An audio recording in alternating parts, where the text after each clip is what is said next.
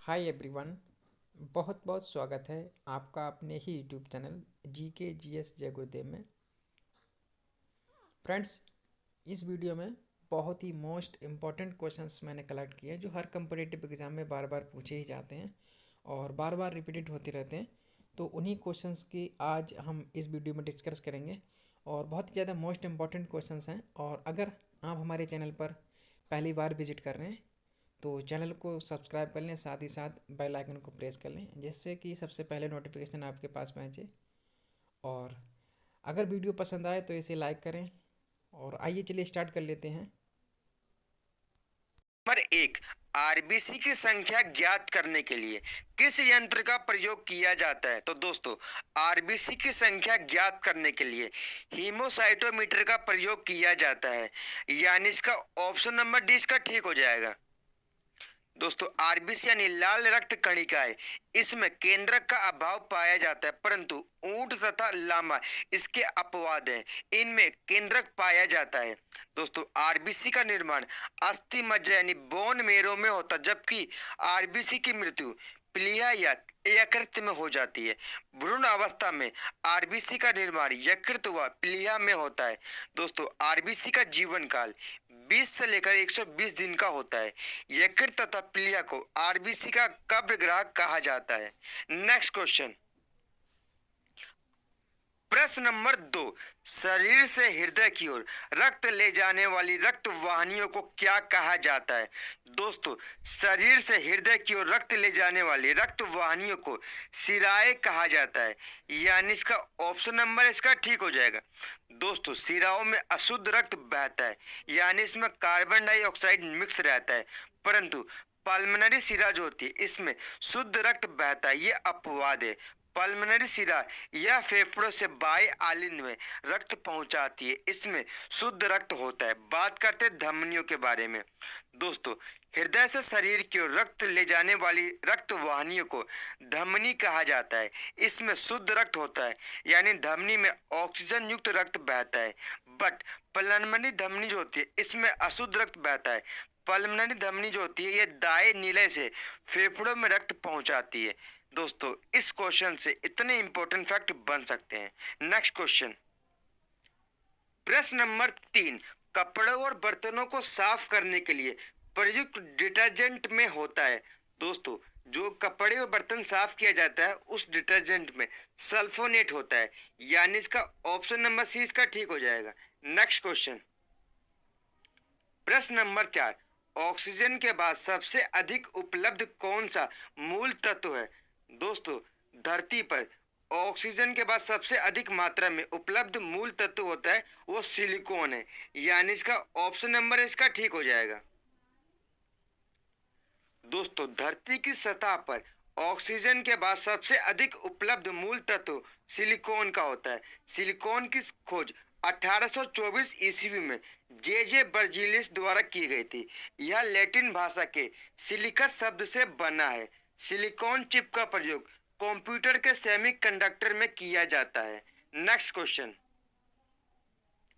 प्रश्न नंबर 5, निम्नलिखित में से कौन सा मूल तत्व है?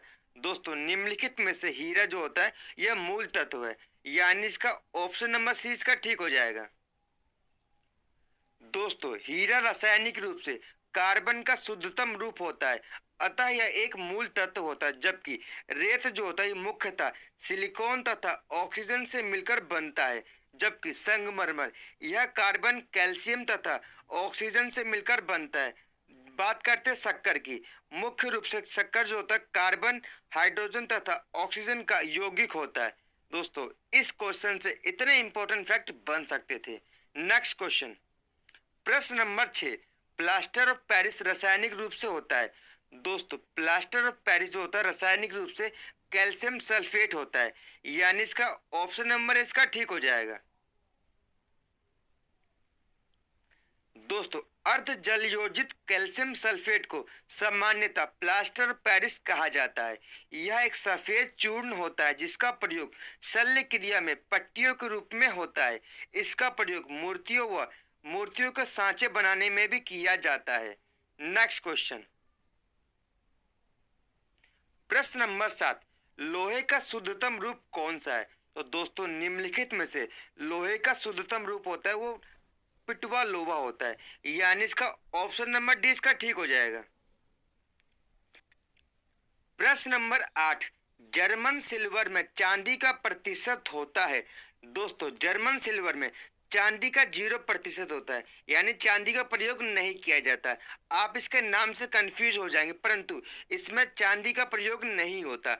ऑप्शन नंबर 20 का ठीक हो जाएगा। दोस्तों जर्मन सिल्वर या निकेल सिल्वर यह तांबा, जस्ता तथा निकेल का मिश्र धातु होती है। इसमें तांबा 50%, जस्ता 35% तथा निकेल 15% मिलाया जाता है। इसमें चांदी बिल्कुल भी नहीं मिलाई जाती।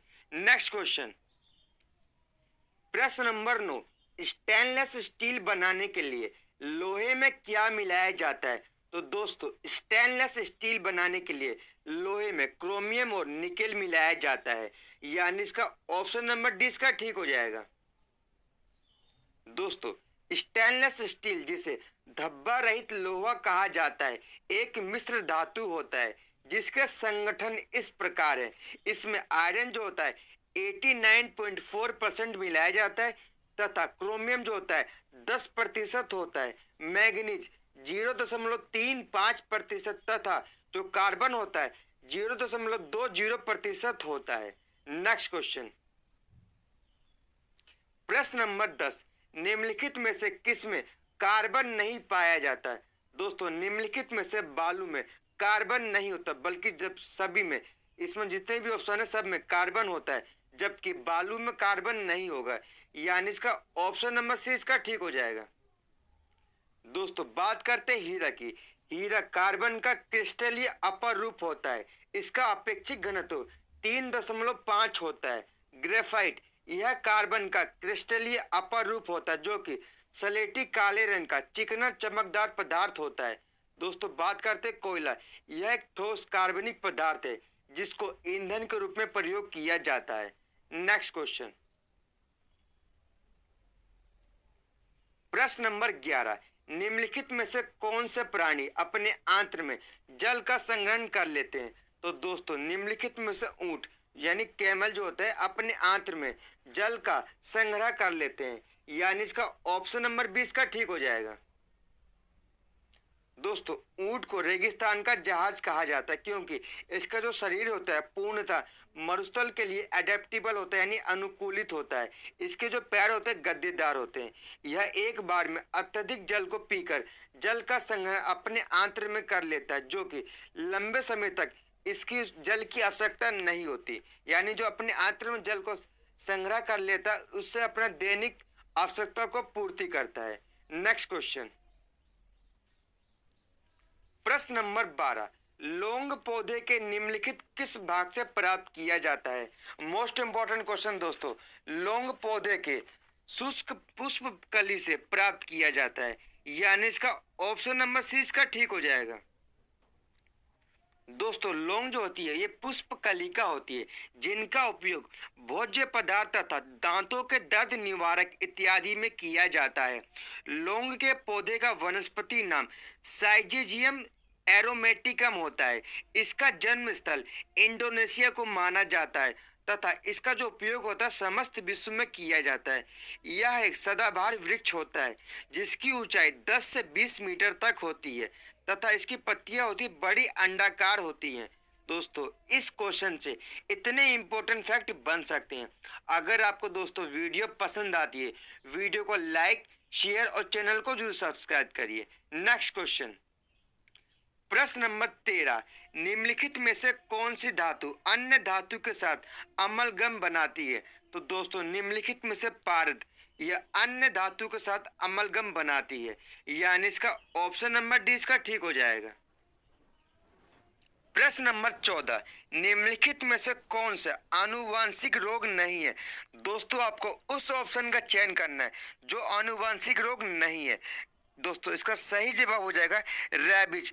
ऑप्शन नंबर डी इसका ठीक हो जाएगा। रैबिज जो होता है आनुवांशिक रोग का उदाहरण नहीं है, बाकी सभी आनुवांशिक रोग के उदाहरण है। बात करते हैं हीमोफीलिया की। हीमोफीलिया में इस रोग में व्यक्ति को चोट लगने के बाद शरीर में रक्त का थक्का नहीं बनता है, यानी ब्लड बहता है। मुख्यतः ये रोग पुरुषों में होता है। इस रोग की जो वाहक होती हैं स्त्रियां होती हैं, जबकि हेल्डन महोदय ने हीमोफीलिया रोग ब्रिटेन की महारानी विक्टोरिया को इससे प्रारंभ माना, यानी इस रोग की जो प्रारंभ हुआ यानी स्टार्टिंग हुआ है ब्रिटेन की महारानी विक्टोरिया से हुआ है। बात करते कलर ब्लाइंडनेस के बारे में।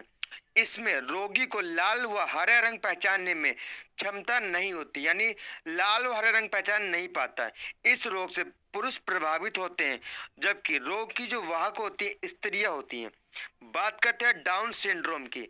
इस रोग में व्यक्ति मंद बुद्धि तथा आंखें टेढ़ी, जीभ मोटी तथा शरीर अनियंत्रित हो जाता है। नेक्स्ट क्वेश्चन, प्रश्न नंबर 15, निम्नलिखित में से किसे हरा प्रोटोजोआ कहा जाता है? तो दोस्तों निम्नलिखित में से युगलिना को हरा प्रोटोजोआ कहा जाता है, यानी इसका ऑप्शन नंबर इसका ठीक हो जाएगा। दोस्तों युगलिना प्रोटोजोआ संघ के अंतर्गत आते हैं। प्रोटोजोआ को सबसे पहला व साधारण जंतु माना जाता है। प्रोटोजोआ शब्द का सर्वप्रथम प्रयोग गोल्डफस महोदय ने किया था। किसने किया था? गोल्डफस महोदय ने सर्वप्रथम प्रोटोजोआ शब्द का प्रयोग किया था।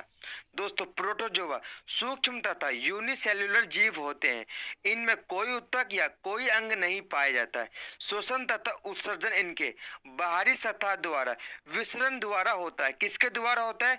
श्वसन तथा उत्सर्जन इनके विसरण द्वारा होता है। दोस्तों ये सहभोजी तथा सहजीवी व परजीवी के रूप में पाए जाते हैं। इस संघ के जंतु एक केंद्रीय तथा बहुकेंद्रीय भी होते हैं। प्रजनन इनके द्वारा सेक्सुअल तथा असेक्सुअल दोनों प्रकार से होता है।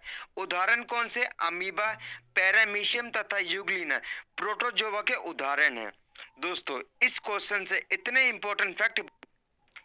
दोस्तों प्रश्न नंबर 16, निम्नलिखित में से एम्फीबियंस की विशेषता नहीं है। दोस्तों आपको उस ऑप्शन का चयन करना है जो एम्फीबियंस की विशेषता नहीं बताता। आइए जानते हैं। त्वचा में श्लेष ग्रंथि पाई जाती है, ये ऑप्शन ठीक है। केंद्रक युक्त आरबीसी पाया जाता है, ये भी ठीक है। इनके हृदय में 3 प्रकोष्ठ पाए जाते हैं, ये भी ऑप्शन ठीक है। यह केवल जल में रह सकते हैं, ये ऑप्शन गलत है। दोस्तों जो एम्फीबियंस होते हैं ये जल व स्थल दोनों में जीवित रह सकते हैं, यानी इसका ऑप्शन नंबर डी इसका ठीक हो जाएगा। नेक्स्ट क्वेश्चन तरफ चलते हैं। प्रश्न नंबर 17, मनुष्य लार में एंजाइम पाए जाते हैं। दोस्तों मनुष्य के लार में माल्टेज और टाइलिन नामक एंजाइम पाए जाते हैं, यानी इसका ऑप्शन नंबर डी इसका ठीक हो जाएगा। बात करते हैं माल्टेज के बारे में। दोस्तों माल्टेज नामक एंजाइम माल्टोज को ग्लूकोज में बदलता है, जबकि टाइलिन जो होता है ये स्टार्च को माल्टोज में बदलता है। बात करते हैं लाइसोसोम की।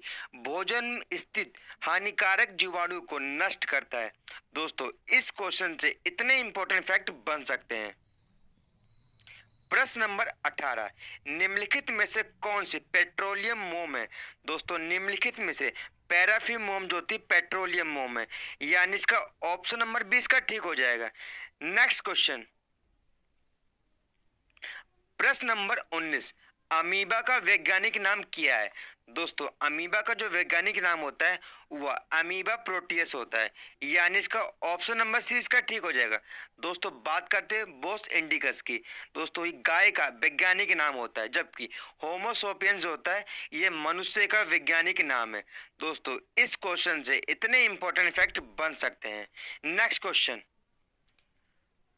दोस्तों आज की वीडियो का अंतिम प्रश्न। दोस्तों आज की वीडियो का अंतिम प्रश्न, प्रश्न नंबर 20 है, किसी व्यक्ति के रक्त के पीएच मान में कितना प्रतिशत कमी होने पर मृत्यु हो जाती है? तो दोस्तों किसी व्यक्ति के रक्त में 0.2% की कमी होने पर उस व्यक्ति की मृत्यु हो जाएगी, यानी इसका ऑप्शन नंबर सी इसका ठीक हो जाएगा।